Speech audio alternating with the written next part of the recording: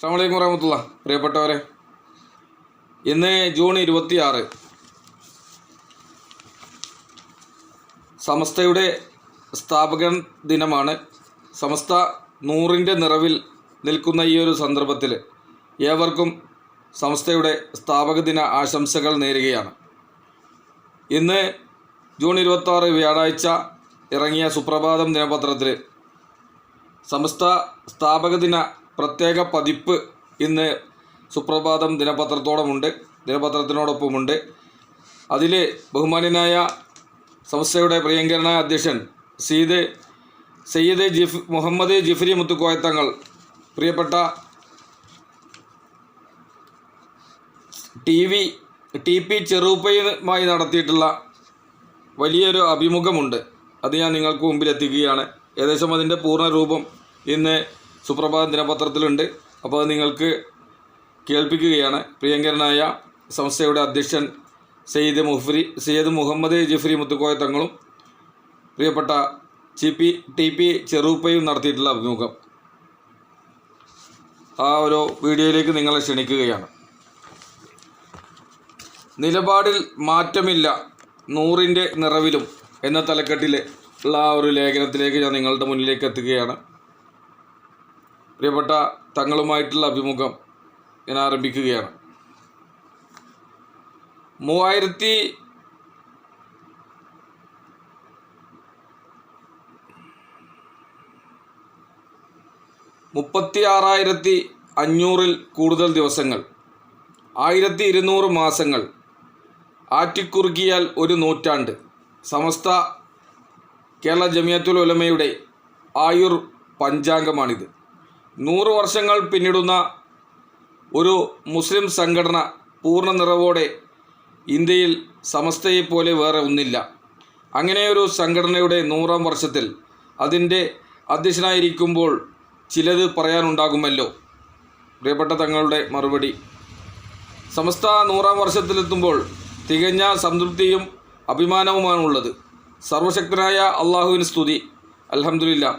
തിരിഞ്ഞു നോക്കുമ്പോൾ പൂർവികരുടെ ഓർമ്മകളാൽ കണ്ണുകൾ നിറയുകയാണ്. ഭൗതിക ജീവിതത്തിൻ്റെ ആഡംബരങ്ങൾ ത്യജിച്ച് ആത്മശുദ്ധിയോടെ ജീവിച്ചവരാണ് സമസ്തക്ക് നേതൃത്വം നൽകിയ പൂർവ്വസൂരികൾ. അതിൽ കണ്ണിയാവാൻ കഴിഞ്ഞത് വലിയ ഭാഗ്യമായി കരുതുന്നു. അവരുടെ പ്രാർത്ഥനയും ആത്മാർത്ഥതയുമാണ് സമസ്തയെ ഇതുവരെ നയിച്ചതും നയിക്കുന്നതും. അടുത്ത ഒരു ചോദ്യം: സമസ്തയുടെ 11ാം പ്രസിഡൻ്റാണല്ലോ തങ്ങൾ. മുൻഗാമികളിൽ എത്ര പേരെ നേരിൽ കണ്ടിട്ടുണ്ട്? പ്രിയപ്പെട്ട തങ്ങളുടെ മറുപടി: പ്രഥമ പ്രസിഡന്റ് വരക്കൽ മുല്ലക്കോയ തങ്ങളും 2ാമത്തെ പ്രസിഡന്റ് പാങ്ങിൽ അഹമ്മദ് കുട്ടി മുസ്ലിയാരും ഒഴിച്ച് എല്ലാവരെയും നേരിൽ കണ്ടിട്ടുണ്ട്. മൗലാന അബ്ദുൽ ബാരി മുസ്ലിയാരെ കണ്ടത് മദ്രസയിൽ 3ാം ക്ലാസ്സിൽ പഠിക്കുമ്പോഴാണ്. കെ അബൂബക്കർ ഹസരത്ത് അസ്ഹരി തങ്ങൾ തുടങ്ങിയ എല്ലാ പ്രസിഡന്റുമാരോടും അഭേദ്യമായ ബന്ധവും പ്രത്യേകമായ ആദരവും നിലനിർത്തിയിട്ടുണ്ട്. കണ്ണിയത്ത് ഉസ്താദിൻ്റെ ദർസിൽ പങ്കെടുക്കാൻ കഴിഞ്ഞതും കുമരമ്പത്തൂർ AP മുഹമ്മദ് മുസ്ലിയാരുടെ ദർസിൽ പട്ടിക്കാട് ഭാഗമായതും ഭാഗ്യമായി കണക്കാക്കുന്നു. അടുത്ത ചോദ്യം: സമസ്തയുടെ പ്രസിഡന്റ് പദവിയിലിരിക്കെ മുൻ പ്രസിഡന്റുമാരുടെ നിലപാടുകളിൽ നിന്ന് ഏതെങ്കിലും വിഷയത്തിൽ എപ്പോഴെങ്കിലും വ്യതിചലിക്കേണ്ടി വന്നതായി തോന്നിയിട്ടുണ്ടോ? പ്രിയപ്പെട്ട തങ്ങളുടെ ഉത്തരം: ഒരിക്കലുമില്ല. സമസ്തയിൽ അങ്ങനെ ഉണ്ടാവുകയുമില്ല. കാര്യം ഒരു പ്രസിഡന്റ് മാത്രമായി എടുക്കുന്നതല്ല സമസ്തയിലെ തീരുമാനങ്ങൾ. മുഷാവറ ചേർന്ന് ദീർഘമായി കൂടിയാലോചിച്ചും മാത്രമേ തീരുമാനങ്ങൾ എടുക്കാറുള്ളൂ. പ്രസിഡന്റ് അത് പ്രഖ്യാപിക്കുകയാണ് ചെയ്യുന്നത്. മുൻകാല നേതാക്കളും അങ്ങനെ തന്നെയായിരുന്നു. അതുകൊണ്ട് തന്നെ ഒരു വ്യതിയാനത്തിൻ്റെ പ്രശ്നവും ഉദിക്കുന്നില്ല. അടുത്ത ചോദ്യം: മുഷാവറക്കകത്ത് അഭിപ്രായ വ്യത്യാസങ്ങളുള്ളതായി ഈയിടെ ചില വാർത്തകൾ കണ്ടു. നേരത്തെ ഇത് ഇല്ലാത്തതാണല്ലോ ഇത്? പ്രിയപ്പെട്ട തങ്ങളുടെ മറുപടി: സമസ്ത മജ്ലിസുൽ മുഷാവറ ദീനുമായി ബന്ധപ്പെട്ട് ഉത്തരവാദിത്തമുള്ള പണ്ഡിതരുടെ സഭയാണ്. അതിൻ്റെ തീരുമാനങ്ങൾ അള്ളാഹുവോട് കൂടി മറുപടി പറയേണ്ടി വരുന്നതാണ്. അതുകൊണ്ട് തന്നെ ഓരോ വിഷയങ്ങളിലും പല തലങ്ങളിലും അഭിപ്രായങ്ങൾ വരും. മുമ്പും പല അഭിപ്രായങ്ങൾ ഉണ്ടായിട്ടുണ്ട്. അതിൻ്റെ അഭിപ്രായ വ്യത്യാസമായി ചില മാധ്യമങ്ങൾ വ്യാഖ്യാനിച്ചു എന്നിരിക്കും. സമസ്തയുടെ നയവും നിലപാടും രീതികളും സംബന്ധിച്ച് വിവരമില്ലാത്തതുകൊണ്ട് അവർക്ക് സംഭവിക്കുന്ന അബദ്ധങ്ങളാണ് അത്. മാധ്യമങ്ങളുടെ വായ് പൊത്തിപ്പിടിക്കാനൊന്നും ആർക്കും ആവില്ലല്ലോ. അടുത്ത ഒരു ചോദ്യം, വഫിയ വിഷയം വന്നപ്പോഴും മുഷാവറയിൽ ഈ ഏകമത്യം പ്രകടമായിരുന്നോ? തീർച്ചയായും അത് ഞങ്ങൾ ഒന്നിച്ചെടുത്ത തീരുമാനമാണ്. അങ്ങനെയല്ലാതെ സമസ്തക്ക് മുന്നോട്ട് പോകാനാവില്ല.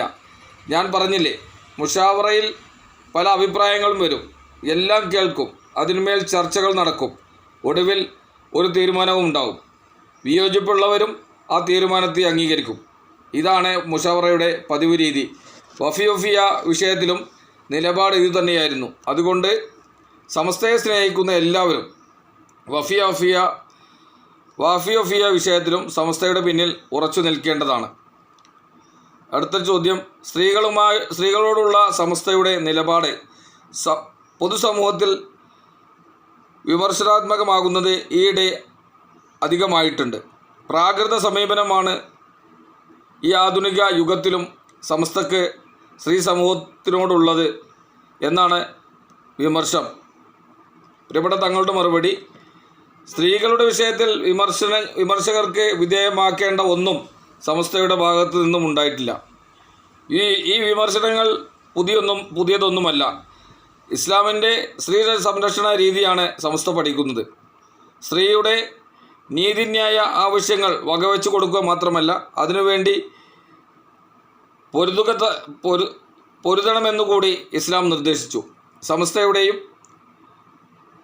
വഴി ഇതുതന്നെയാണ്. സ്ത്രീയുടെ ആരോഗ്യം, വസ്ത്രം, പാർപ്പിടം, വിദ്യാഭ്യാസം, അഭിമാനം, മാന്യത തുടങ്ങിയ എല്ലാ കാര്യങ്ങളും സംരക്ഷിക്കപ്പെടേണ്ട ഉത്തരവാദിത്വം പുരുഷന്മാരെ ഏൽപ്പിച്ച മതമാണ് ഇസ്ലാം.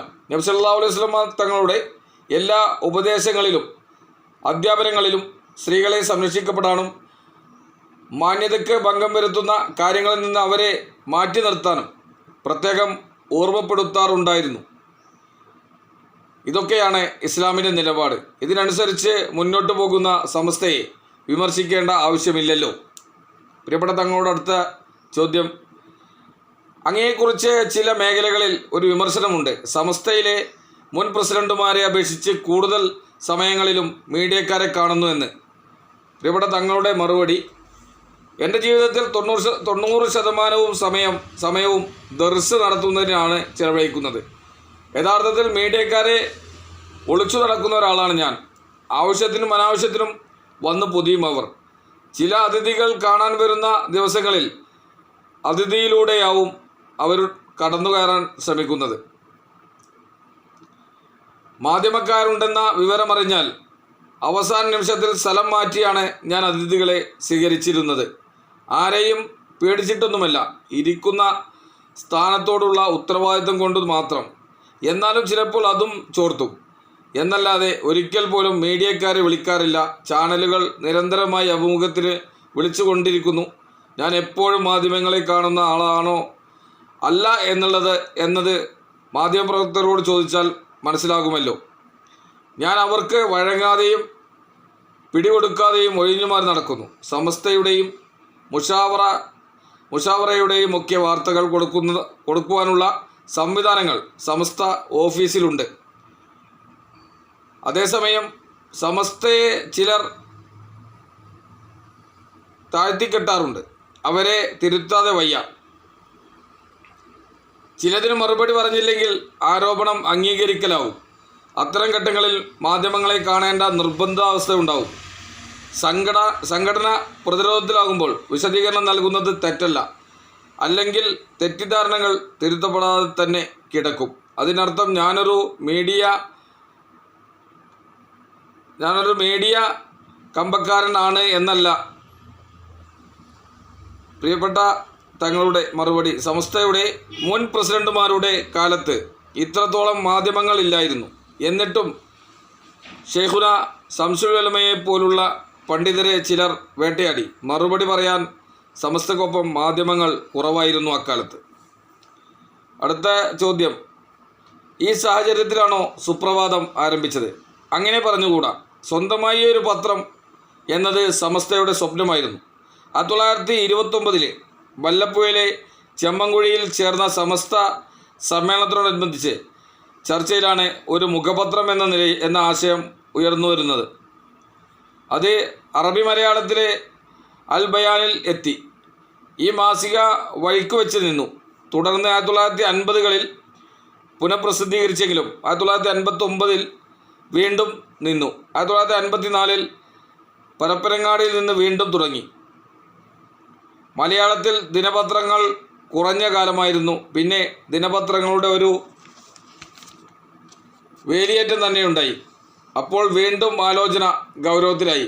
2014 മുൻനിര മലയാള പത്രമായി തന്നെ എല്ലാവിധ ആധുനിക സംവിധാനങ്ങളോടെയും സുപ്രഭാതം പിറന്നു. ഇങ്ങനെ ഒരായുധം കയ്യിലുള്ളത് കൊണ്ടാണ് പലരും വല്ലാതെ ആക്രമിക്കാൻ വരാത്തത്. അതുകൂടി ഇല്ലായിരുന്നുവെങ്കിൽ കൊത്തിവലിക്കുമായിരുന്നു പലരും. അടുത്ത ചോദ്യം, സുപ്രഭാതത്തിനെ കുറിച്ചുമുണ്ടല്ലോ വിമർശം, വിശേഷിച്ച് അതിൽ വരുന്ന രാഷ്ട്രീയ പാർട്ടി പരസ്യങ്ങൾ. പ്രിയപ്പെട്ട തങ്ങളുടെ മറുപടി, പരസ്യങ്ങളില്ലാതെ പത്രം നടത്തിക്കൊണ്ടു പോകാനാവില്ല. ഒരു പത്രം വിറ്റാൽ കമ്മീഷൻ കഴിച്ചു കിട്ടുന്നത് 5 രൂപയാണ്. എന്നാൽ ഒരു സുപ്രഭാതത്തിൻ്റെ ഉൽപ്പാദന ചെലവ് 20 രൂപക്ക് മുകളിലാണ്. അതായത് 20 രൂപയുടെ ഉൽപ്പന്നം 5 രൂപക്ക് വിൽക്കുന്നു. സുപ്രഭാതത്തിൻ്റെ ഓരോ വായനക്കാരനും തങ്ങൾ നിത്യവും 15 രൂപ അങ്ങോട്ട് കൊടുക്കുന്നത് പോലെയാണിത്. അപ്പോൾ നഷ്ടങ്ങൾ നികത്തുന്നത് പരസ്യം വക കിട്ടുന്ന വരുമാനം കൊണ്ടാണ്. മറ്റു പത്രങ്ങളെപ്പോലെ കിട്ടുന്ന എല്ലാ പരസ്യങ്ങളും പ്രസിദ്ധീകരിക്കാൻ സുപ്രഭാതം അനുവദിക്കപ്പെട്ടിരുന്നുവെങ്കിൽ അതുകൊണ്ട് മാത്രം സ്വയം പര്യാപ്തി നേടുമായിരുന്നു. പക്ഷേ കൂടുതൽ വരുമാനം നൽകുന്ന പല പരസ്യങ്ങളും അശ്ലീലവും പലിശ നിബന്ധിതവും ലഹരി ചേർന്നതുമായിരിക്കും. അത് സമസ്തയുടെ നയങ്ങൾക്ക് വിരുദ്ധമാണ്. അത്തരം പരസ്യങ്ങൾ നഷ്ടം വഹിച്ചും ഒഴിവാക്കുകയാണ് പതിവ്. എന്നാൽ രാഷ്ട്രീയ പാർട്ടികളിൽ UDF, LDF പരസ്യങ്ങൾ പ്രസിദ്ധീകരിക്കാം എന്നത് മുഷാവറയുടെ തീരുമാനമാണ്. പക്ഷേ പരസ്യം ആരുടേതാണെങ്കിലും അതിൻ്റെ ഉള്ളടക്കം നേരത്തെ അറിഞ്ഞിരിക്കണമെന്ന് നിബന്ധനയുണ്ട്. പരസ്യം നൽകുന്നവരുടെ ഭാഗത്ത് സംഭവിച്ച വീഴ്ച കാരണം ഇത് പാലിക്കപ്പെടാതെ പോയപ്പോഴാണ് വിവാദങ്ങളുണ്ടായത്. ബോധപൂർവം വരുത്തിവെച്ച ഒന്നല്ലായിരുന്നു അത്. അടുത്ത ചോദ്യം, കേരള മുസ്ലിം സമൂഹത്തിലേക്ക് നവീന ചിന്താധാരകളുടെ ഒളിച്ചുകടത്തൽ കേരളീയ മുസ്ലിം സമൂഹത്തിലേക്ക് നവീന ചിന്താധാരകളുടെ ഒളിച്ചുകടത്തൽ ആരംഭിച്ചപ്പോഴാണല്ലോ 1925കളിൽ സമസ്തയുടെ പൂർവ്വരൂപമായ കേരള ജമിയത്തുൽ ഉലമയും പിന്നീട് സമസ്തയും ഉണ്ടാകുന്നത്. മുജാഹിദുകൾ, ജമാഅത്തുകാർ തുടങ്ങിയവരുടെ പൂർവ്വ പ്രവർത്തനങ്ങളാണ് സമസ്തയ്ക്ക് ഇതിനു നിമിത്തമായത്. എന്നാൽ മുസ്ലിങ്ങൾ മൊത്തം വേട്ടയാടപ്പെടുന്ന പുതിയ ഇന്ത്യൻ സാഹചര്യത്തിൽ ഇത്തരമൊരു വിയോജിപ്പുകൾ അയവ് വന്നിട്ടുണ്ടോ? പ്രിയപ്പെട്ട തങ്ങളുടെ മറുപടി, നജ്വത്തുൽ മുജാഹിദീൻ, ജമാഅത്തെ ഇസ്ലാമി തുടങ്ങി സംഘടനകളോടുള്ള ആദർശ സമീപനങ്ങളിൽ സമസ്ത 1 ഇഞ്ച് പോലും പിറകോട്ട് പോയിട്ടില്ല. അവർ നിലപാട് മാറ്റിയാൽ മാത്രമേ അതിൽ പുനർചിന്തയുടെ പ്രശ്നം ഉദിക്കുന്നുള്ളൂ. അതേസമയം ഇന്ത്യയിലെ മുസ്ലിങ്ങളാദി പിന്നോക്ക സമൂഹങ്ങളോട് ഏതു സർക്കാരും സ്വീകരിക്കുന്ന വിപരീത നിലപാടുകൾക്കെതിരെ കൈകോർക്കുന്നതിൽ സമസ്ത ഒരു കാലത്തും എതിരല്ല. ഏക സിവിൽ കോഡ്, വഖഫ്, പൗരത്വ നിയമ പോരാട്ടം, ഇതിലെല്ലാം ഞങ്ങൾ എല്ലാവരുമായും സഹകരിച്ചിട്ടുണ്ട്. വേദികൾ പങ്കുവച്ചിട്ടുണ്ട്. പലതിലും മുൻകൈ എടുത്തിട്ടുമുണ്ട്. ഇനിയും അതേ ഭൗതിക ലോകത്തെ ഇടപാടുകളും വിശ്വാസകർമ്മ ആചാര പ്രമാണ മണ്ഡലങ്ങളിലെ ഭിന്നതകളും രണ്ടാണെന്ന് മാത്രമേ ഉള്ളൂ. 100-ാം വാർഷികത്തിലും ഈ പ്രമേയത്തിൽ നിന്ന് പിറകോട്ട് പോകാൻ സുന്നി സമൂഹത്തിന് സാധിക്കില്ല. അടുത്ത ചോദ്യം, മുസ്ലിം ലീഗ് പ്രസിഡന്റ് പാണക്കാട് സയ്യിദ് സ്വാദിഖ് അലി ശിഹാബ് തങ്ങളോട് ഒരു അഭിമുഖത്തിൽ ഞാൻ ചോദിച്ചു, ലീഗും സമസ്തയും തമ്മിൽ എന്താണ് പ്രശ്നം? ലീഗും സമസ്തയും തമ്മിൽ ഒരു പ്രശ്നവുമില്ല എന്നതാണ് പ്രശ്നം എന്നായിരുന്നു അദ്ദേഹത്തിൻ്റെ മറുപടി. ഈ ചോദ്യം അങ്ങയോട് ചോദിച്ചാൽ എന്തായിരിക്കും പ്രതികരണം? പ്രിയപ്പെട്ട തങ്ങളുടെ മറുപടി, പാണക്കാട് സയ്യിദ് സ്വാദിഖ് അലി ശിഹാബ് തങ്ങൾ പറഞ്ഞതു നേരാണ്. പക്ഷേ സമസ്തയും മുസ്ലിം ലീഗും തമ്മിൽ തെറ്റിക്കാണാൻ ആഗ്രഹിക്കുന്ന ഒരു വിഭാഗമുണ്ട്. രണ്ടും പിളർന്നു കാണാനാണ് ചിലരുടെ മോഹം. ചിലർക്ക് സമസ്തയെ പിളർത്താനും എൻ്റെ ഭാഗത്തുനിന്ന് ചിലർക്ക് സമസ്തയെ പിളർത്താനും എൻ്റെ ഭാഗത്തുനിന്ന് അതിന് യാതൊരുവിധ അനുകൂല നിലപാടും ഉണ്ടാവുകയുമില്ല. മുസ്ലിം ലീഗിനെക്കുറിച്ച് ഞാൻ എവിടെയും ഒരു വരി മോശമായ പ്രസ്താവന നടത്തിയിട്ടില്ല. സമസ്തയെയും മുസ്ലിം ലീഗിനെയും തെറ്റിക്കാൻ നടക്കുന്നവർ പണ്ടും ഉണ്ടായിരുന്നുവെങ്കിലും കുറച്ചുകൂടി മാന്യമായ സമീപനമായിരുന്നു അവർക്ക്. ഇപ്പോൾ അങ്ങനെയല്ല. ഈ വിഷയത്തിൻ്റെ പേരിൽ അവർ എന്നെയും വ്യക്തിപരമായി ആക്ഷേപിക്കുന്നു. ഞാനൊരു രാഷ്ട്രീയക്കാരനല്ല, രാഷ്ട്രീയം അറിയാത്തത് കൊണ്ടുമല്ല. ഞാൻ പഠിച്ചതും വളർന്നതും പ്രവർത്തിച്ചതുമൊക്കെ സമസ്തയുടെ മേഖലയിലാണ്. സമസ്ത ആക്രമിക്കപ്പെടുമ്പോൾ എനിക്ക് നോവും. പ്രതിരോധം എൻ്റെ ബാധ്യതയായി തീരും. ഇങ്ങനെ നോവിക്കുന്നവരെ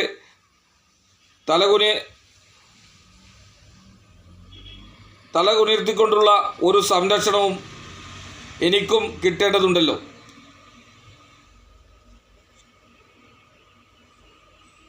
ഇങ്ങനെ തലകുനിക്കുന്നവരെ നിലക്കു നിർത്തിക്കൊണ്ടുള്ള ഒരു സംരക്ഷണം എനിക്കും കിട്ടേണ്ടതുണ്ടല്ലോ. ഇങ്ങനെ ദ്രോഹിക്കുന്നവർ അത് ആവർത്തിക്കരുത് എന്നാണ് എൻ്റെ അഭ്യർത്ഥന. തെറ്റിക്കുന്നവരെ തിരിച്ചറിയലാണ് ആദ്യത്തെ ബാധ്യത. മുസ്ലിം ലീഗും സമസ്തയും ആയവരെയും ലീഗ് വിരുദ്ധരാകുന്ന പ്രവണതയുണ്ട്. യഥാർത്ഥത്തിൽ സമസ്തയോ ലീഗോ അല്ല ഇതിനുത്തരവാദി. പരിക്കോ പറ്റുന്നത് രണ്ടു കൂട്ടർക്കുമാണ്. ലീഗിൽ സമസ്തക്കാരും അല്ലാത്തവരും ഉണ്ടാകുന്നത് പോലെ സമസ്തയിലും ലീഗുകാരും അല്ലാത്തവരും ഉണ്ടാകും എന്ന് മനസ്സിലാക്കി ഇരു സംഘടനകളും പരസ്പരം ബഹുമാനവും സ്നേഹവും കാത്തുസൂക്ഷിച്ച് പ്രവർത്തിക്കാൻ ശ്രമിക്കണം. ഓരോ സംഘടനയുടെ ഭാഗത്തുനിന്നും മറ്റു സംഘടനയ്ക്ക് നോവുണ്ടാക്കുന്ന പ്രവർത്തനങ്ങൾ ഉണ്ടാകരുതെന്ന് ഉറപ്പുവരുത്തുകയും മുമ്പുണ്ടായതുപോലുള്ള ഐക്യം കാത്തുസൂക്ഷിച്ച് പ്രവർത്തിക്കുകയും വേണം. സമസ്തയിൽ നിന്നുള്ള ചിലരെ ഉപയോഗപ്പെടുത്തി സമസ്തയിൽ ഭിന്നിപ്പുണ്ടാക്കാൻ ആരും ശ്രമിക്കരുത് എന്നാണ് തങ്ങളുടെ മറുപടി. അടുത്ത ചോദ്യം, ഇന്ത്യയുടെ ചരിത്രത്തിൽ ഒരു സമൂഹം എന്ന നിലക്ക് മുസ്ലിങ്ങൾ ഇത്രയേറെ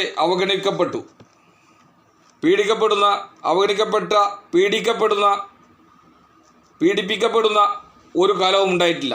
ഇന്ത്യൻ മുസ്ലിം അസ്തിത്വം തന്നെ ചോദ്യം ചെയ്യപ്പെട്ടു. അനങ്ങിയാൽ വർഗീയ ചാപ്പകുത്താണ്. ഇന്ത്യയിലെ മുസ്ലിങ്ങളാദി ന്യൂനപക്ഷങ്ങൾ ഒന്നിച്ചു നിന്ന് വർഗീയതയ്ക്കെതിരെ പോരാടേണ്ട സമയം.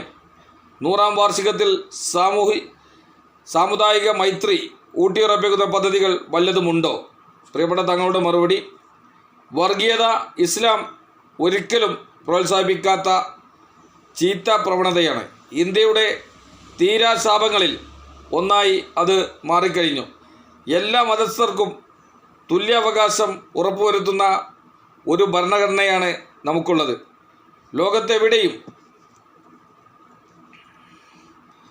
ലോകത്തിലെ ഏറ്റവും വലിയ ഭരണഘടന നമ്മുടെ രാജ്യമായ ഇന്ത്യയുടേതാണ്. നമുക്ക് പേടിക്കാനില്ല. പക്ഷേ ആ ഭരണഘടന തന്നെ ചോദ്യം ചെയ്യപ്പെടുന്നു. വർഗീയതയ്ക്കെതിരെ എല്ലാ സമുദായങ്ങളും യോജിച്ചുകൊണ്ടുള്ള നീക്കമാണ് നടത്തേണ്ടത്. ഓരോ സമുദായങ്ങളും തീരുമാനിക്കണം തങ്ങളിലെ തീവ്ര ഗ്രൂപ്പുകളെ പിന്തുണക്കുകയില്ലെന്ന്. എല്ലാ സമുദായങ്ങളുമായി സൗഹൃദങ്ങൾ കൈവന്ന സംസ്ഥയുടെ ലക്ഷ്യങ്ങളിൽ ഒന്ന് എല്ലാ സമുദായങ്ങളുമായി സൗഹൃദത്തിൽ കഴിയുക സമസ്തയുടെ ലക്ഷ്യങ്ങളിൽ ഒന്നാണ്. മറ്റ് സമുദായങ്ങൾ സമസ്തയോട് പുലർത്തുന്ന സമീപനവും അങ്ങനെ തന്നെയാണ്. 1961 സമസ്തയുടെ 21ാം സമ്മേളനം മലപ്പുറം ജില്ലയിലെ കക്കാട് എന്ന സ്ഥലത്തായിരുന്നു. അവിടെ പുരാതന ക്ഷേത്ര സമുച്ചയം മടങ്ങുന്ന 7 ഏക്കർ ഭൂമി സമ്മേളനത്തിന് വിട്ടുകൊടുത്തത് അപ്പുനായർ, കുട്ടിനായർ, കുട്ടിരാമൻ നായർ തുടങ്ങിയ ഹിന്ദു സമുദായ നേതാക്കളായിരുന്നു. അമ്പലപ്പറമ്പിൽ ക്ഷേത്രത്തിനു സമീപത്തായിരുന്നു സ്റ്റേജ്. ആ സ്റ്റേജിൽ നിന്ന് മുഴങ്ങിയത് എത്രയും എന്തായിരിക്കുമെന്നത് പറയേണ്ടതില്ലല്ലോ.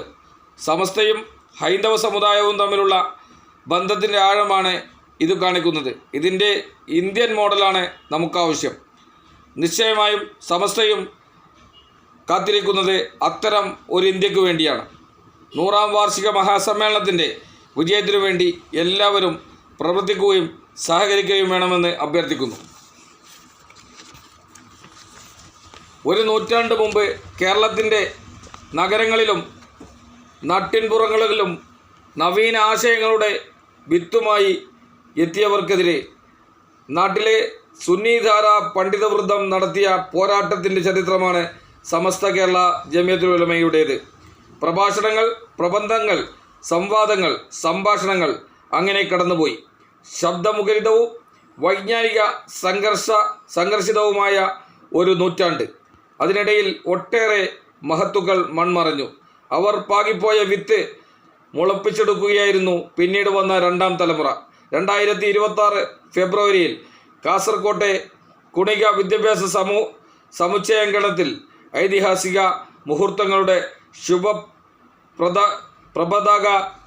ശുഭ്ര പതാക വാണിലേക്ക് ഉയർത്തുന്നതിൻ്റെ മുന്നോടിയായി സമസ്തയുടെ 11ാമത് സാരഥി മുതിർന്ന പത്രപ്രവർത്തകരുമായിട്ടുള്ള നടത്തുന്ന സംഭാഷണം.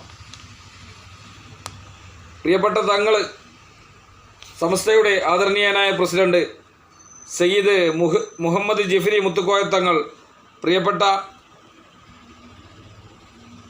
TV ചെറുപ്പൈ, മുതിർന്ന മാധ്യമപ്രവർത്തകൻ TP ചെറുപ്പയുമായി നടത്തിയിട്ടുള്ള അഭിമുഖമാണ് ഞാൻ നിങ്ങളുടെ മുന്നിലേക്ക് എത്തിച്ചത്. എൻ്റെ സംസാരത്തിൽ ചില വാക്കുകളിൽ ചിലപ്പോൾ ആവർത്തനം വരുന്നുണ്ടാവും. അത് നമ്മുടെ പത്രവായനയിൽ നമുക്ക് നമ്മുടെ ചില വാക്കുകളിൽ വരുന്ന ഒരു പ്രശ്നമാണ്. ഏതായാലും അതൊക്കെ നിങ്ങൾ ക്ഷമിക്കുമെന്ന് പ്രതീക്ഷിക്കുകയാണ്. പ്രിയപ്പെട്ട തങ്ങൾ, സമസ്തയുടെ ഈ 100ാം വാർഷികത്തിൽ സമസ്ത 100ൻ്റെ നിറവിൽ നിൽക്കുമ്പോൾ പ്രിയപ്പെട്ട പ്രസിഡന്റ് സയ്യിദ് മുഹമ്മദ് ജിഫ്രി മുത്തുക്കോയ തങ്ങൾ മുതിർന്ന മാധ്യമ പ്രവർത്തകനായ TP ചെറുപ്പയുമായി നടത്തിയിട്ടുള്ള അഭിമുഖം ഏറെ സന്തോഷകരമായ ഒരു അഭിമുഖമാണ്. ഈ കേരളത്തിലും പ്രവർത്തിക്കുന്ന അതോടൊപ്പം തന്നെ മറ്റ് ഇതര സംസ്ഥാനങ്ങളിലൊക്കെ പ്രവർത്തിക്കുന്ന ഈ ഒരു സമസ്ത എന്ന പുണ്യപ്രസ്ഥാനം 100ൻ്റെ നിറവിൽ നിൽക്കുമ്പോൾ അതിന് നേതൃത്വം നൽകുന്ന പ്രിയപ്പെട്ട പ്രസിഡന്റ് സയ്യിദ് മുഹമ്മദ് ജിഫ്രി മുത്തുക്കോയ തങ്ങൾ എല്ലാവരും അഭിമാനിക്കുകയും അതോടൊപ്പം തന്നെ ആദരവ് നൽകുന്ന ഒരു പ്രിയപ്പെട്ട വ്യക്തിത്വം കൂടിയാണ്. പ്രിയപ്പെട്ട തങ്ങൾക്ക് അള്ളാഹു ആഫിയത്തോടുകൂടിയുള്ള ദീർഘായുസ്സ് പ്രദാനം ചെയ്യട്ടെ. ഇനിയും ഒരുപാട് കാലം സമസ്തയെ മുന്നോട്ട് നയിക്കാൻ, ഒറ്റക്കെട്ടായി മുന്നോട്ട് നയിക്കാൻ പ്രിയപ്പെട്ട തങ്ങൾക്ക് അള്ളാഹു തൗഫീഖ് നൽകട്ടെ എന്ന് ആത്മാർത്ഥമായി ദുആ ചെയ്തുകൊണ്ട്, കൃത്യമായി എല്ലാം ഉൾക്കൊള്ളിച്ചതുകൊണ്ട് അതേക്കുറിച്ചൊന്നും നമ്മൾ ഇനി സംസാരിക്കേണ്ട ആവശ്യമില്ല. എല്ലാം ഇതിൽ ഉൾക്കൊണ്ടിട്ടുണ്ട് എന്നുള്ള ഉത്തമ ബോധ്യത്തോടെ ഞാൻ എൻ്റെ വാക്കുകൾ അവസാനിപ്പിക്കുന്നു. നിങ്ങൾ ഈ പ്രിയപ്പെട്ട തങ്ങളുടെ ഈ ഒരു അഭിമുഖം മറ്റുള്ളവരിലേക്ക് കൂടി എത്തിക്കാൻ നിങ്ങൾ ശ്രമിക്കണമെന്ന് കൂടി വസിയത്ത് നൽകിക്കൊണ്ട് ഞാൻ എൻ്റെ വാക്കുകൾ അവസാനിപ്പിക്കുന്നു. വാഖിർ ദഅ്വാന അനിൽ ഹംദുലില്ലാഹി റബ്ബിൽ ആലമീൻ. അസ്സലാമു അലൈക്കും വറഹ്മത്തുള്ളാഹി തആല വബറകാതുഹു.